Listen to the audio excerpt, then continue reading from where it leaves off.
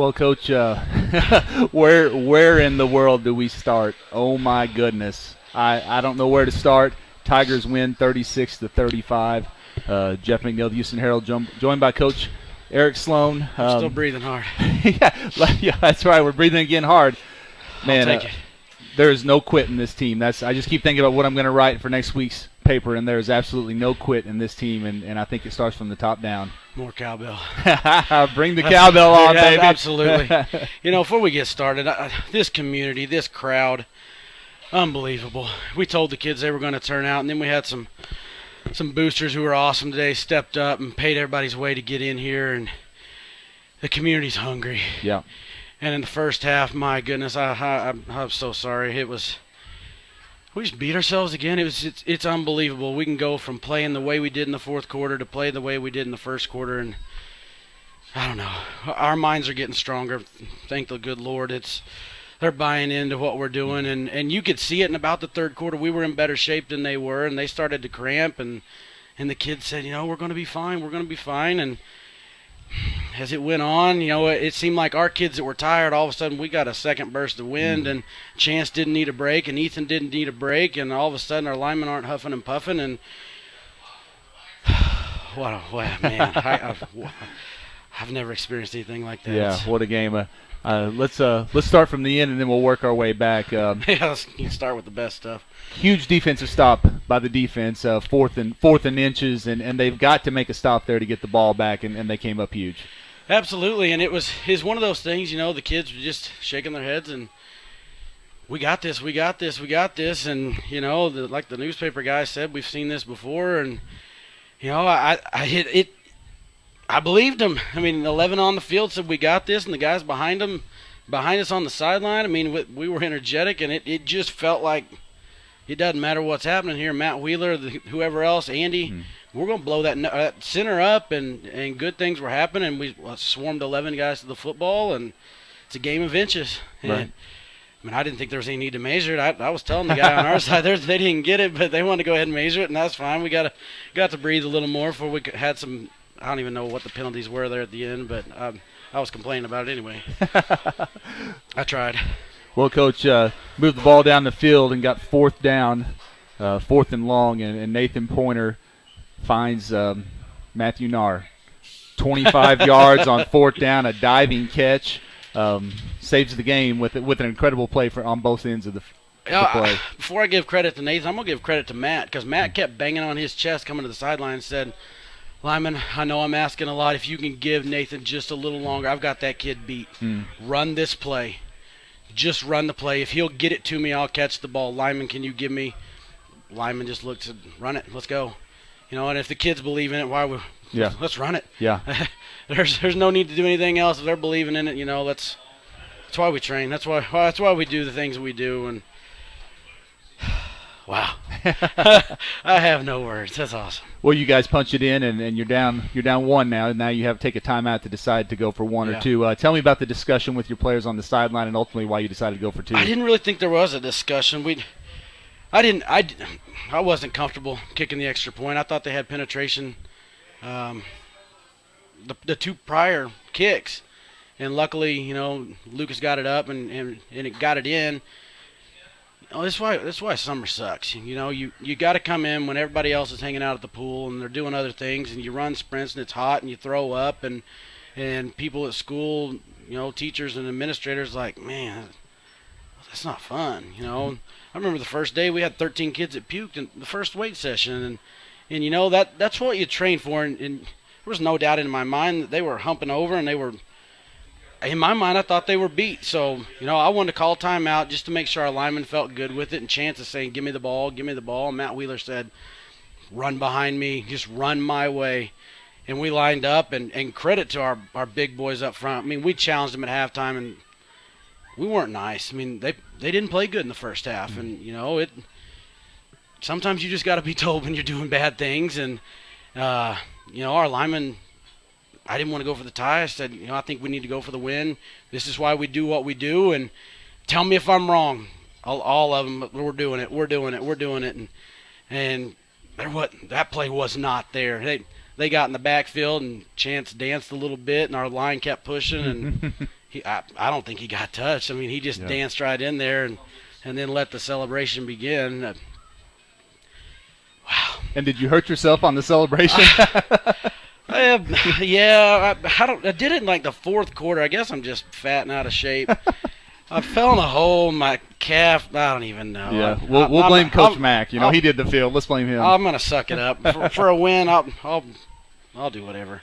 Coach, it was 35-13 after they scored with 10:33 left in this ball game. You look at those numbers, down 22 points with 10 minutes and 33 seconds left in the ball game. How did you guys win tonight? Just believed.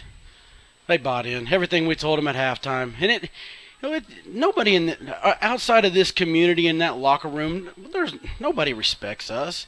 And we tell those kids that every day. If you want respect, you're going to have to go get some respect. You know, in the first half, there's no reason for anybody to respect us. We didn't play to our capabilities. Defensively, we didn't line up correctly, and when we don't line up, we're just not any good. And offensively, we couldn't put drives together, and if we quit beating ourselves, it's going to be a whole lot more fun.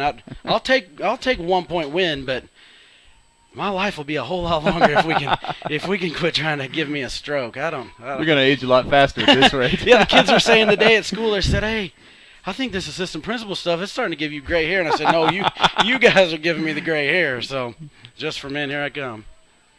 You've coached a lot of games. You've played in a lot of games. Where does tonight's ball game rank among all the games you've ever been involved in? It's at the top. I mean, there's no question in my mind. For everything that these kids have been through, this community's been through. I mean, Mr. Davidson's article in the paper, I think it says it all. You know, we haven't experienced success around here, and that's part of going for it there at the end. You know, I don't want to be average. Let's go for 2-0. Mm-hmm. You know, let's go for broke. Get it done. And for everything these kids, everything we've asked them to do. I mean, summer was not fun. It wasn't pleasant. It was terrible.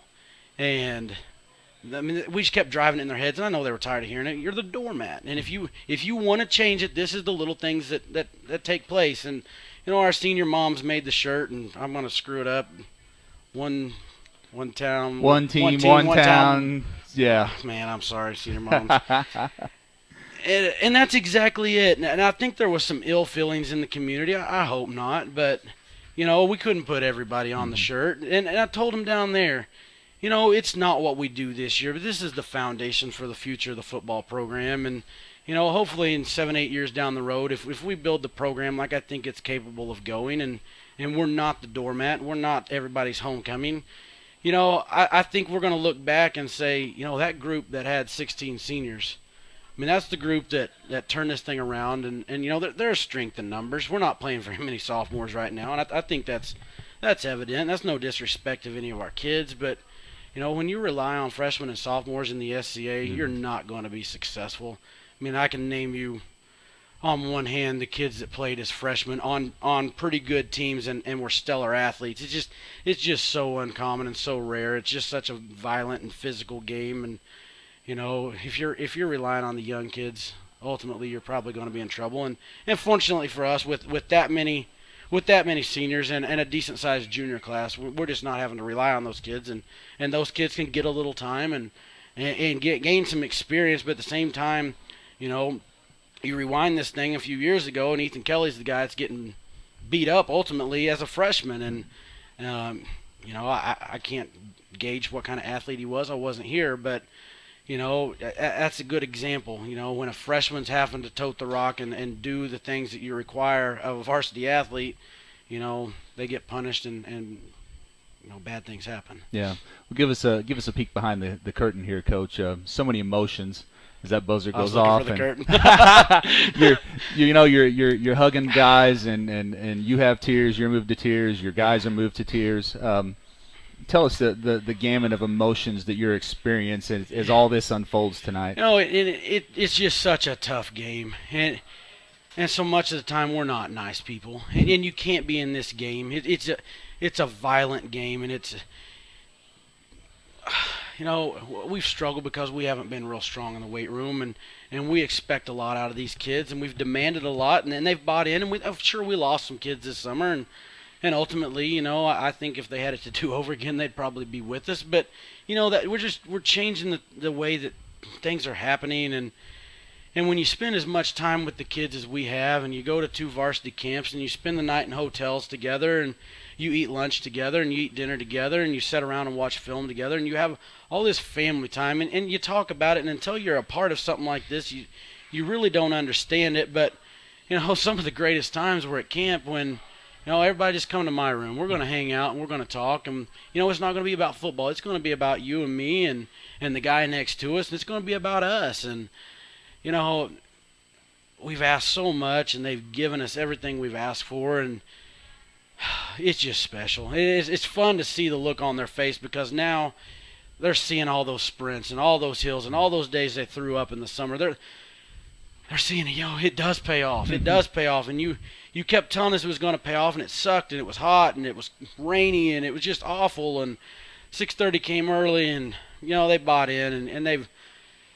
It's awesome just to see the look on their face, just to see moms and dads hugging and kissing on them, and you just can't control your emotions. We invest so much, and it's just so awesome when things finally go the way they're supposed to, and the way you train, and it's so awesome. The hard work is paying off, and I'm so proud of these kids for sticking with it. And it would have been easy, and that's what we talked about at halftime. It'd be easy right now if you don't want to come out of this locker room.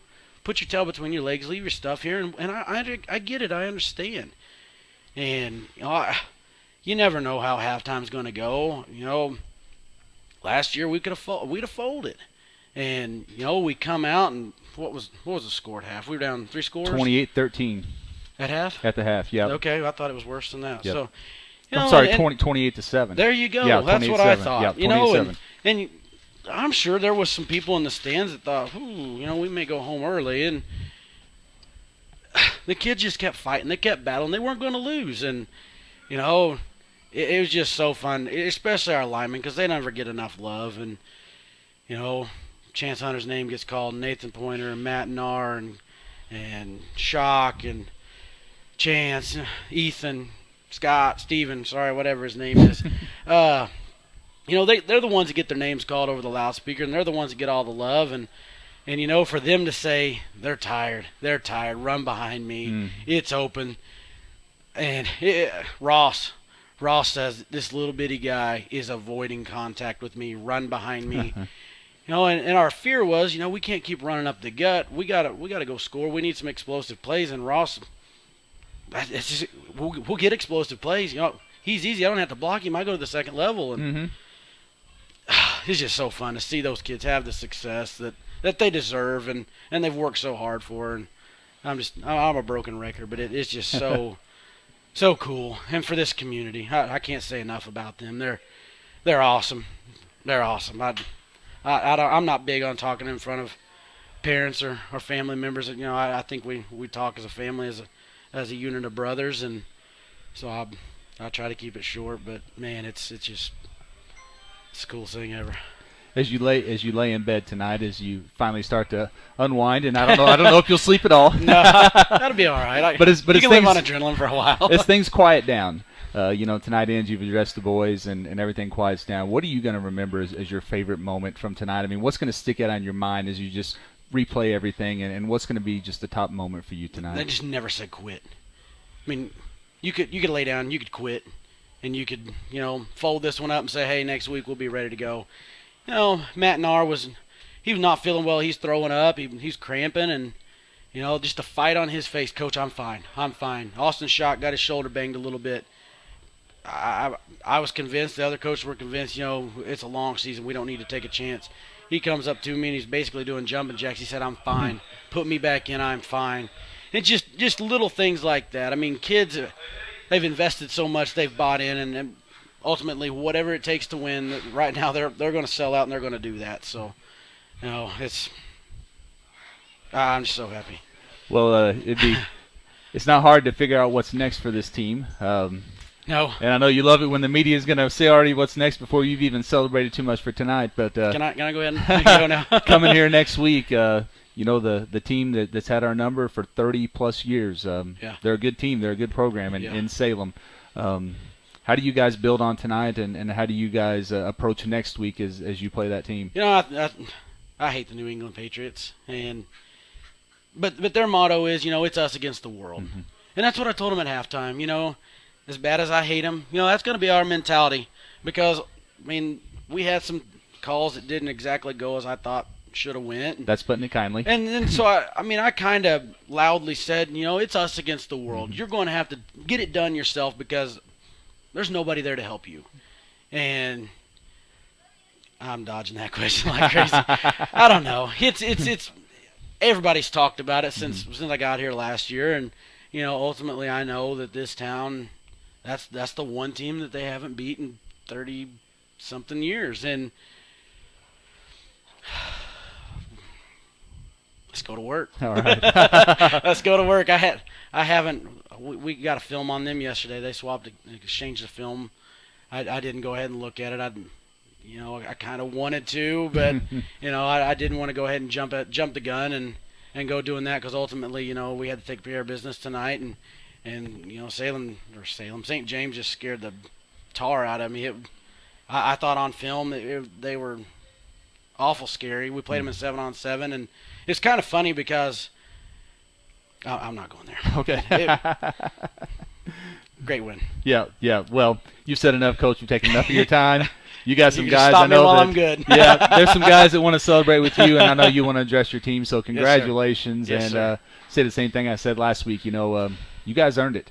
You worked hard. Absolutely. You've put in the work. You've put in the time, Absolutely. and I know all those summers and everything that you guys did in the weight room and conditioning and camps, and that's how you build programs. That's how you win games. And Absolutely. congratulations. Thank you. I think we'll look back on tonight and say this was a monumental moment in the program of our history. I hope so, and that's what we talk about. It's times like this that 7-8 years down the road when we got the program where we want it to go, that group of seniors, they're going to be the ones that laid the foundation. And gosh, yep, that's so awesome. All right. Coach Eric Sloan, appreciate your time. Thank you, sir. Thank you. Congratulations. Thank you. Tigers win this ball game in thrilling fashion, 36-35. They are 2-0 on the season. The first time since 2008 that we've won our first 2 games in a row. That team won 3 in a row, and next week the Houston Tigers will go for win number 3 here against the Salem Tigers.